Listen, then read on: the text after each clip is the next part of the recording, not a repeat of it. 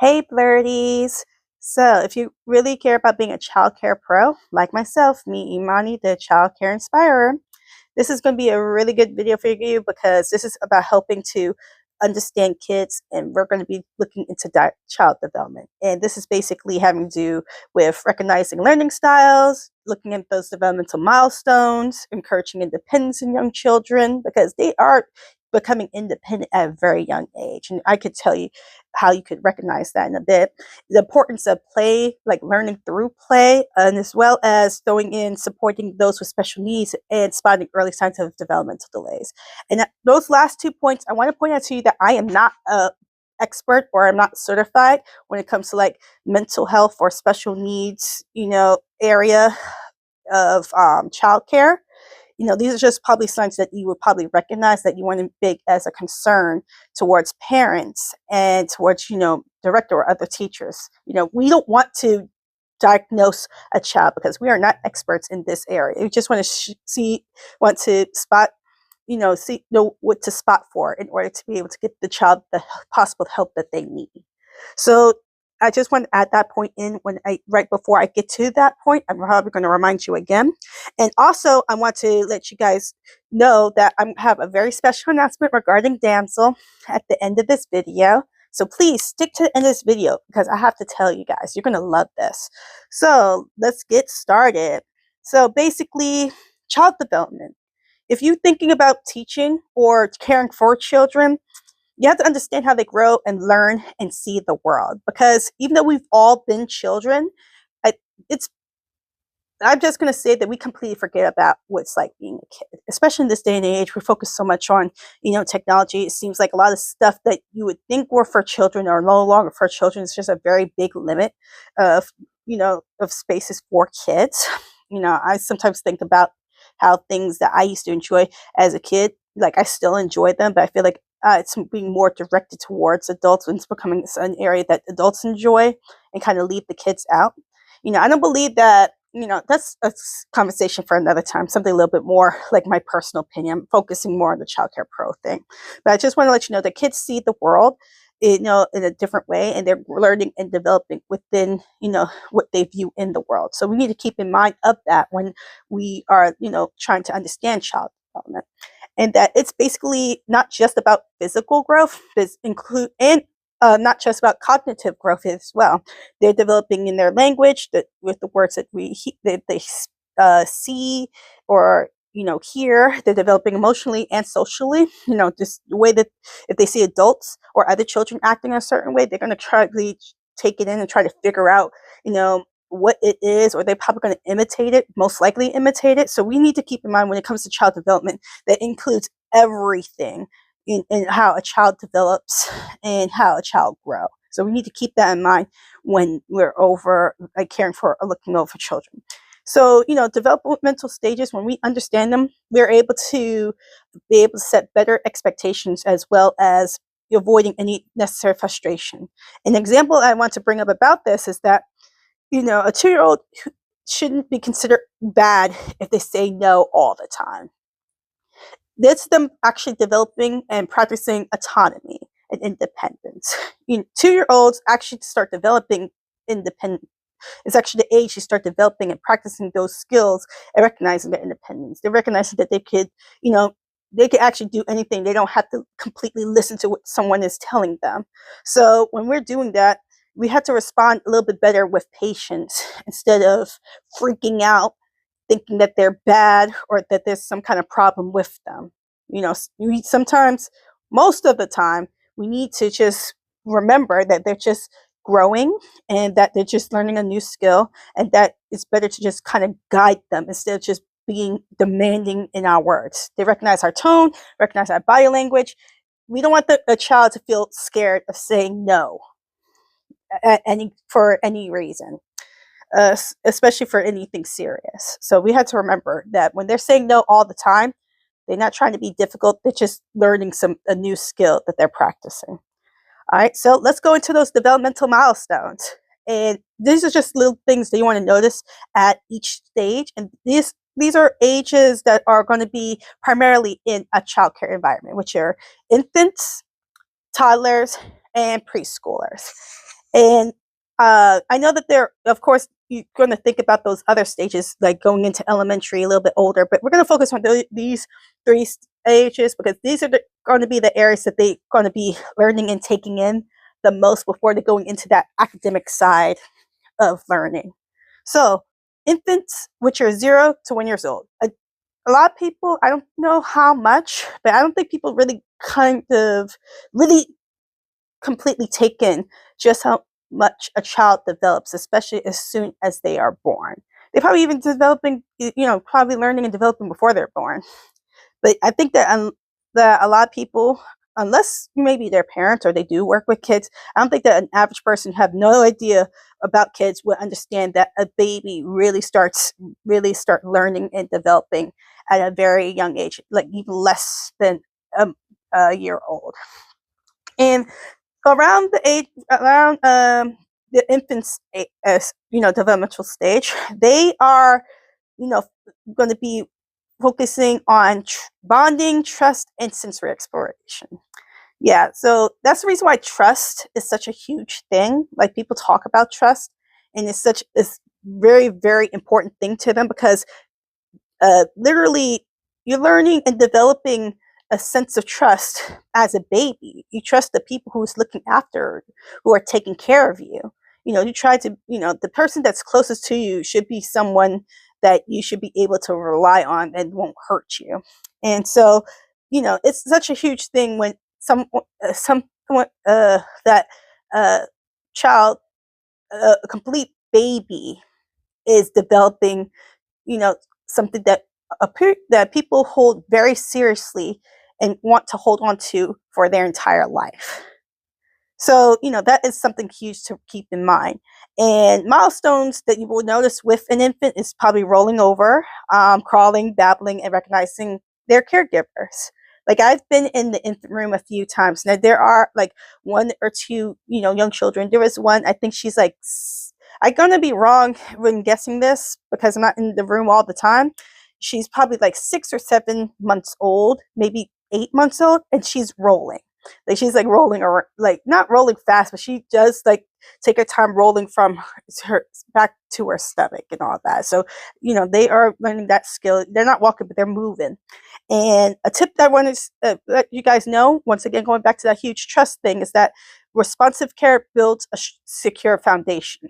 So, when babies and they need care, being able to respond and care for them right away just helps them to, keep in their, very, very, very young minds about being able to rely on the people that care about you. They understand that someone cares about them without even realizing it. So that's something to keep in mind when you with infants, that they are learning those components of trust and bonding. And sensory is kind of fun too. Like, you could give them like little ice cubes, or have them hold on to a little stuffed animal. Like, very big exploration right there. Then there's toddlers, 1 to 3 years old. But I personally would kind of go into it's focus on just the 1 or 2 year old stage, because I think that they could still be learning these things, but I think it's it's starting to just be at a, a moment where those moments where they are kind of more, more accustomed, or kind of know more about these particular skills and milestones when they're 3 years old. But I guess you could add in, but I personally focus on just the 1 and 2 year olds ages, and they focus a lot on independence, language explosion, and big feelings. Like, they are practicing autonomy. They're realizing that they, don't have to completely follow what someone tells them. Like, they be able to just break away and do what they want. The language explosion, they can start by saying a few things here or there, and then all of a sudden they know a whole bunch of words and able to, speak, able to string along short sentences, and able to really verbally express themselves, as well as big feelings. Like, this is like these areas that they really, emotionally expressing themselves as well. Like, I have a kid in my classroom who, like, have two actually, one for in my class, in my personal class, another one that's in the other teacher's class, that when they get upset, they get really upset. Like, they are crying tears, asking for, their parents. So when they talk about big feelings, I mean, big feelings. If they're happy, they're jumping around, excited. They're really like putting a lot of emotion when they express themselves. So those milestones are going to be the walking, running. They're more engaging in gross motor skills, as well as the speaking short sentences and the parallel play. Like they see other kids doing something, they're going to probably do it themselves. Like they might not engage with the other children, but they're probably going to try to do the same thing that they're doing. Like there was a child today that he started jumping off of the first step of the playground. It's not a high step, but he's jumping, and this is a big jump for him because he's not used to jumping.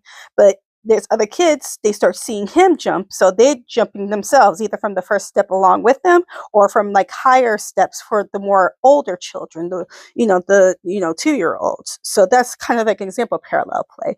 Like they're not playing together, but they're probably going to be playing the same thing the other kids are going to be playing. Like they see a kid with a ball, they want to play with the ball, but they're not going to play ball with the other kids. They're going to find their own ball and trying to bounce it like the other kid is bouncing it. Parallel play. So a tip for this is going to be offering safe choices to build that autonomy. These kids in these age is going to be, sorry, I'm sitting up a little bit to not read so much. They're probably going to be building those autonomy skills, building those independent skills. And so, like I said not too long ago, that when we're trying to, direct them, we had to guide them instead of being like overly like demanding with our tone, or just saying, do this, don't do that, get down here. Sometimes we would probably do something like, one thing I kind of do, like I've been started doing a little bit more, is that if a child is taking off their shoes, and if they're old enough to be able to put their shoes on, instead of saying, you need to put your shoes on now, I say, would you like to put your shoes on? Can you show me how you put your shoes on? So it's still directing them, but it's like giving them the opportunity to kind of practice that skill of independently putting on their own shoes. Like it will help them build that skill of being able to do it themselves, as well as you not having to do it for them, and feel like you're wasting your time going over and just doing your shoes. And it's just, don't make it a big ordeal. Like they took off their shoes, you want them to put their shoes on, and you just leading them to put their shoes on and giving them that sense of accomplishment. Like when they put them on, you'd be like, yay, good job. It helps with that. And now we're going into preschoolers. Now, I have little experience with preschoolers, but I know that they are definitely past that stage of like autonomy and independence. Like I mentioned, think that 3-year-olds are at that stage, that beyond that, and they're learning new skills. And so, preschoolers, their focus is imagination, problem solving, and early academics. Like this is definitely that age where they're going to be focusing a little bit, start, those early academic components. Like they start recognizing numbers, start recognizing letters, start recognizing very short words. Like they may not be able to completely read it yet, but they're about to read. They're about to be able to read. They're able to string those letters together for those words that they see every day, or able to connect words with actual real things that they know about. And definitely that problem solving thing. Like I think that even younger children can do the problem solving as well, especially the 2-year-olds with that area of independence. But this is them actually solving problems. Like they see something, and it's you helping them with trying to come up with something, that might work. So basically, the stage, they are drawing shapes. They're doing storytelling. They're speaking a little bit more. So of course they'll be able to tell things that they've seen, or like those stories of kids talking about that new shirt that their dad had bought for them over the weekend. And they are more engaged in group play, sharing and playing together, as well as having that emotion regulation. Remember those big feelings from the toddlers. This is them being able to, you teaching them to be able to use those big feelings to, in a more positive sense, be able to help them to calming down a little bit more. And a tip is to incorporate a lot of play-based learning. Like play-based learning could be at any stage, but this is definitely a stage that you really focusing on that, because they learn best by doing and not by listening. But I think that this is something that's for every age, especially with those toddlers. And like I said, that learning through play is just that going to be that best uh, best tip for those preschoolers, because they may be working on regulating their big emotions, but they still have those big emotions. So maybe finding ways to be able to help with that, able to easily play with their friends. So, this is basically that area that their mind is a little bit more open to being able to really learn. Like toddlers, infants, they might be like learning but not realizing it, but this is them that actually take it in, and you could make even, bigger opportunities in of creating a learning experience in whatever they're doing. So that's the developmental milestones. Kind of like a basic example of it. It's probably going to be a lot more you'll notice, but that's basically it in those 3 little early stages. Now, let's talk about recognizing and supporting different learning styles. Everyone learns differently. Personally, I think that I am more of a um, visual learner. I think I remember more if I read something or see something on probably a TV show than listening. I think I recognize more things if I see it than if I listen to it. Like I struggle with repeating things that I heard, but if I see something, I'm going to remember. Like I remember landmarks more than I remember directions. That's how much I think I am as a visual learner. And so basically, just to remind you, just like with adults, no two kids, they learn the same way. And we have to keep that in mind. Sometimes it's a little bit more of, you know, helpful if you just remember that kids aren't going to learn the same way. I think that it's a little bit more helpful that we try to, a little more helpful to keep in mind that, you know, kids aren't going to just be the types who just sit down at a desk and read or read and write. Like that's definitely something that we have to keep in mind for when in those academic years. And it's still the same thing for, you know, those preschoolers and toddlers and infants. You know, they're still learning even though they're not realizing it, like I said before. So this is just a few learning styles. So like I mentioned, the visual learner, they love pictures, charts, and color. So if they're learning something, it would be a great help if you have like maybe a little picture that might have a cat on it, or a picture that has the color yellow. Like, you know, show a kid colored paper or cards, and they are going to recognize it. And, you know, kind of like try to not recognize it, they're going to connect it when you say it. Like there's times I show kids, like, you know, construction paper colors when you know, when we're doing coloring, and I would say what color the construction paper is, and they repeat it back. So it makes it, you know, that's an example of probably a visual learning style, like using a visual learning. Then there's the auditory learners. They thrive when you sing, rhyme, or read out loud. So basically, you know, those kids, they probably would learn if they hear a song hear a song over and over again that kind of uh, incorporates basic knowledge things like if you happy if you know it, that uses a lot of gross motor skills, you know, having to practice clapping their hands or stomping their feet. Or they hear a song just learning about the different colors. I love that song so much, especially I'm sorry, there's a Gracie's Corner song that's about colors. That's one of my favorite songs because like not only are they singing the name of the saying the name of the color, but they're saying what the thing is with that each of that colors. And you can also use that for visual learning as well if you have the music video play as they're hearing the song. It makes this connection a lot more easier, so when they hear it, they can know what it is that they're saying. And then there's also the kind of I'm going to say this wrong, the kinesthetic learners. They learn by doing and touching things. So basically those like learning styles that they could connect a cat, or if they hold on to like connect a cat, like I'm sorry, I'm stepping over my words. It's when they, you know, they probably would know what a cat is if they have like a toy cat and feels the cat's fur. Or you might have a snake skin. You know, I'm just throwing this out there. We don't really have it, but if it's a snake skin, it'd be able to feel the scales of the snake skin, and they'll that's a snake or a reptile. Or maybe they'll be able to recognize bells because they recognize like bells or instrument bells because they are ringing a bell with their hands. Or no, that's a bad example. Like basically, like I said, it's hard for me to pronounce the word, but you get the gist. You get the gist. Like they're doing or touching something. Like maybe here's an example. Yeah. Knowing about doing the dishes because you're learning about cleaning because they are, wiping a cloth on the table. Like the table doesn't have to be wet, but just wiping cloth on the table.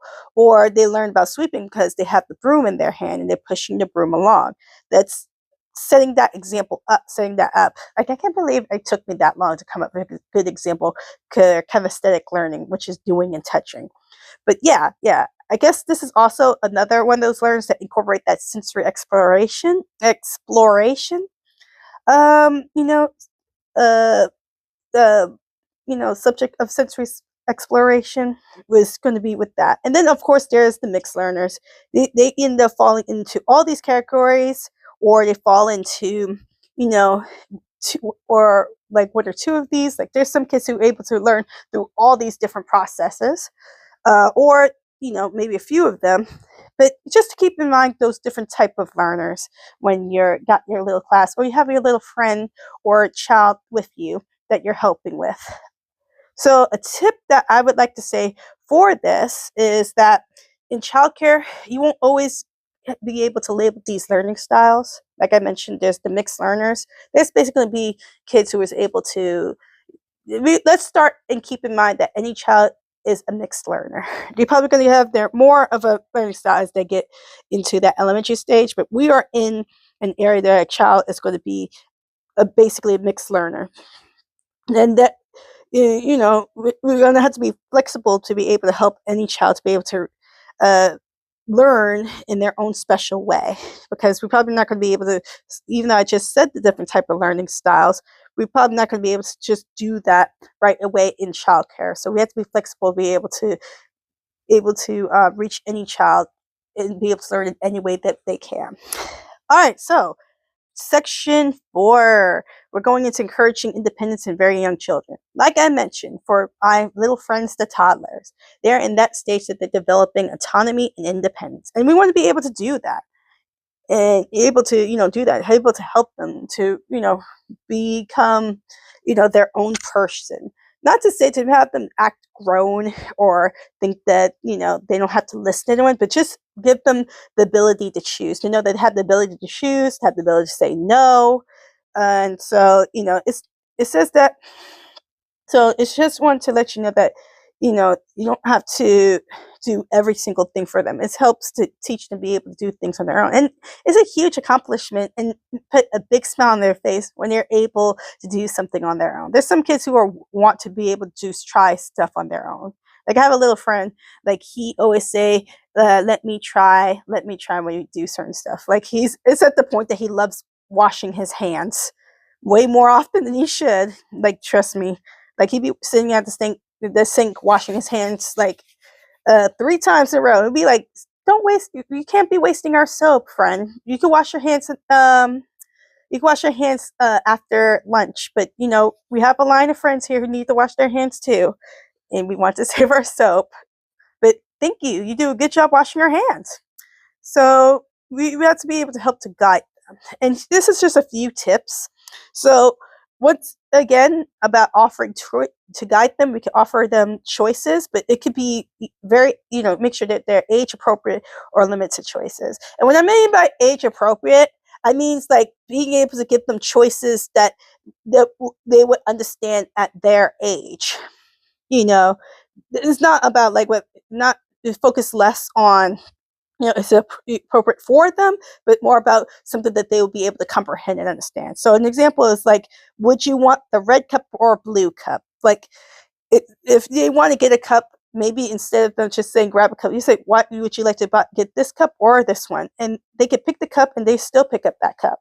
Another tip is to let them try different tasks if you know, even if they aren't that good at that task. Like I mentioned before in the last section about children, children learning through doing, or those kind of aesthetic learners, like is kids being able to do, sweeping, or possibly cleaning the table. And this is also the same thing with like tying shoes. So that's another example of that. And remember, we need to celebrate the effort. We are not going to, look down on a child who's taken too long to just accomplish something. We need to celebrate them when they accomplish it. So keep that in mind. And remember to use positive language. Like instead of saying, you can't do that, you're not supposed to be doing that, remember to just say, that you're learning, you're trying your best. I see that you're trying your best. You're doing a good job, but I'll do a good job, but next time let's try this instead. An example that I want to point out is that when a preschooler is zipping up their coat for the first time, just remember it's not just about saving time. It's about building confidence. It's like I mentioned with the whole thing with the shoes. Like when a child take off their shoes and you're guiding them to putting them back on, it's not just about focusing on like how much time is being taken from them getting those shoes. It's about helping them recognize a new skill that they're going to be really proud of when they accomplish it more often. So now we're going into brain development and the role of play. This is one of my favorite things: play-based learning. So remember, one of the biggest things that I've noticed as a child care teacher is that when I'm scrolling through the memes online, they like to make the joke that all child care teachers, the only thing that they do all day is play with kids. And yes, we do play with kids most of the day, not all day. We still have to make sure that they get changed, they get fed, they get their nap, they make sure that they, are not trying to hurt themselves or each other. But when those times they are playing, it's actually helping them with, building on new skills that they're going to be able to use throughout the rest of their lives. So it said. So a fact I read is that within the first 5 years, a child's brain forms more than 1 million neural connections every second. So they are literally learning as soon as they are born, basically, because they are recognizing everything around them. They're going to go from seeing things to knowing things to doing things. It's very, very, very, very important and astronomical just how much a child learns at the youngest age that you would think a child will learning. If you think whatever age you think a child starts learning, you're going to be wrong, because that child is probably learning even before they're born. And there's also types of different plays. You can use the sensory play, which helps with it actually helps with building problem solving. I did not even know that. But yeah, sensory play, which is basically, like I said, like different textures, probably built big or small, or be able to, something as simple as just scooping water, or squeezing a sponge. It helps with like recognizing a skill that they're probably going to be able to do. It's really interesting that something as simple as just kids, like kids just like pouring beans into another cup. It's just something that they would be able to take in later on, but you'll see. And then there's the pretend play, which are a little bit more older kids, like those preschoolers I mentioned earlier. That supports that creativity and emotional regulation. When they're pretending something, that they are basically practicing skills that they will probably once again use later on. They probably understand what certain situations are. I think that, like I mentioned with the problem solving, goes also as well as pretend play, because they're probably going to see something on Bluey and they recognize that it's something that they would probably do in that situation as well. I love Bluey, by the way. Please check out some episodes of Bluey. And also there's, of course, the physical play, which is developing those motor skills and also coordination. So when kids are on the playground, jumping around, running around, things like that, bouncing a ball, they are building in those motor skills as well as becoming more coordinated. So keep that in mind as well. So those are little simple run-throughs of different plays. And a tip I would say is to the is to have a well-designed learning and play environment.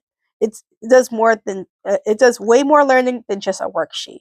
I mean, kids are going to be going and sitting down with that worksheet in elementary school, possibly. So try to help them learn as much as they can while they're still running around playing and seeing all their nose and helping with wiping down the table. All right, so now we're going to get to children with special needs. I once again want to point out to you guys that I am not certified or specialized in this area. So this is just information that I have, researched, and this is just something to know at your level as a childcare pro of what to do in these situations. And another big tip, like I mentioned before, we do not want to personally diagnose this child because we are not experts, okay? We just spot these things and we just let other people know so they can find the people who are specialized to get them those better solutions. All right, so every child, they deserve to feel included, understood, and supported. All children, just as they learn differently, they themselves are different. And so we need to remember that, for those children that some people who don't know better will label as difficult. And, you need to treat children as children, no matter what situation they are in, no matter what condition that they may have. And so tips to be able to understand conclusions to make sure you collaborate with their parents or any other people in their lives is helping them to thrive. As well as working with specialists like occupational therapists, speech therapists, early intervention teams. Like they're going to be people you're definitely going to have to not have to, but need to and supposed to be working with in order to be able to find the best solutions for that child, as well as being able to adapt and not limit, because there are going to be some children that might have physical disabilities. So we need to be able to find ways to be able to even change up the environment or, shape the environment in a way that be more accessible to those children. Sometimes something as simple as just modifying an activity, using a different material in an activity would help in a big way to a child. And also be sure to keep in mind that your role isn't to fix a child, it's to create an environment that they would be for them at their own pace. So when you have a child that you might label as difficult, you don't know what is going on with them. So we have to be able to be patient with them and find any solution that we can at our level, along with working with people who are at a level that's more equipped for it, to be able to help that child thrive and help them to grow into a successful adult like all the other children. And now, finally, the last section, identifying early stages of developmental delays. So noticing delays early can help greatly in changing a child's future. And these are kind of a little list of things to watch out for. There's limited eye contact or social engagement, not meeting speech or motor milestones. Even though those milestones are set, at certain ages, we have to remember that a child learns and develops in different ways. So, we still have to keep that in mind when they seem like they're not meeting those particular milestones. There could be persistent trouble with tasks that are typical with their age, or it could be extreme sensitivities or behavioral concerns. So once again, we have to remember when a child is acting quote unquote difficult, we have to remember that they're not bad children. They're just children that might need a little bit more extra help. And we need to be a little bit more sympathetic for whatever situation. You don't know what they're going through in their mind. You don't know what they're going through within their own home. We can't label a child a bad child just because we don't think we could handle that child as easily as the other children. It's something to keep in mind that we can't label a kid a bad kid. They probably just don't know better, and we want to be able to help guide them. So the best ways to handle it is to be able to actually handle it is to document observations, make notes of what you see and when it happens. Approach parents in a gentle way. Remember, we're not going to put labels on children. We're not going to try and diagnose them with things because we don't know better. Just state the facts of what you notice and let them know. And then, refer when needed. So this is definitely going to be those areas of the early intervention with working. And that works best at an early age. That exactly what it's called, early intervention. if you notice something, let people know and see to find a ways to be able to come up with a solution for that. And so here's an example line that we can use for when we talk to parents about a child that we think may need help. You could say, I noticed such and such isn't using as many words as other kids their age.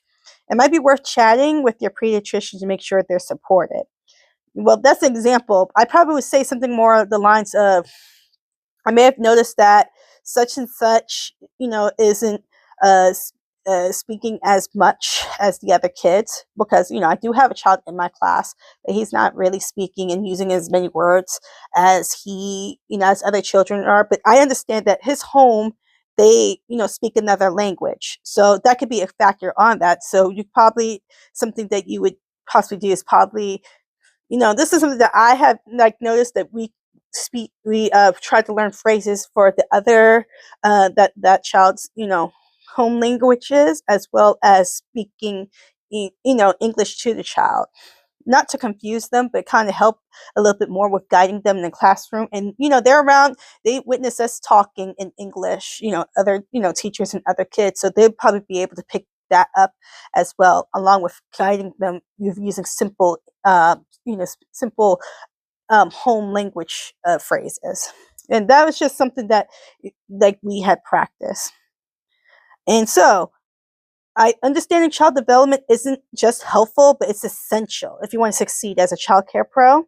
And the more you understand your child as they grow, learn, and develop, the better you have a chance of supporting them as well as their families. Families and building that relationship. Like, if you're building a relationship with that child, you're also building a relationship with their families in order for them to be the best they can be. So if you like this video and you think it was helpful, I'm sorry about my weird setup. I've tried my best, but I hope that this video was helpful to you. And I hope that you'll be able to follow me on social medias for more tips or references or tools for ECE, childcare education, and being a childcare pro. Or if you're just curious about caring for kids, or you're someone who's about planning or want to raise kids like this, I hope this video helps in some way. And now let's talk about Safe Hearts. If you're passionate about protecting kids as well as caring for them, then check out Safe Hearts. Safe Hearts is a collection that's from Damsel in Defense. It's full of amazing books, merchandise, as well as conversation starters to help empower children and keep them safe without putting fear in them. That's the biggest thing. We want to be able to remind kids about being safe, when they're by themselves. But we also want to not make them feel scared make them feel scared and not know what to do in those situations. So I'm gonna have a link within the description of this video. I'm hoping that it's clickable. YouTube like to be funny sometimes. If not, you can also use this QR code right over here, so you could check it out. And I have a very special announcement. So I'm pretty sure you saw in my other social media, you've probably seen it in my shorts, but Damsel is having a special deal for their 14th anniversary. And part of that deal, they're offering their online safety sessions for $14 each. And one of them is for early prevention mindset. So this is basically the special safety session that's perfect for parents and caregivers on helping on being able to empower their children and being safe without putting fear in them. Like, I highly recommend it. I want you guys to check it out. I'm going to put a link for this special over here, as well as a link for another special for one of their products that's being offered for $14 off. So be sure to check out these links. Be sure to get something awesome from Damsel to keep you safe, and also well as keeping your little ones safe. All right, so thank you so much. I know this has been a little bit awkward, but I'm glad to be able to share this video with you. I'm glad you got to stick with this video for as long as you did. And thank you once again for watching. And remember to stay blessed and beautiful. Fearless, care more. I'll never try that again. Thank you for watching. And remember to stay blessed and beautiful. Fearless, care more. Follow me on social media. Check out Damsel. Bye.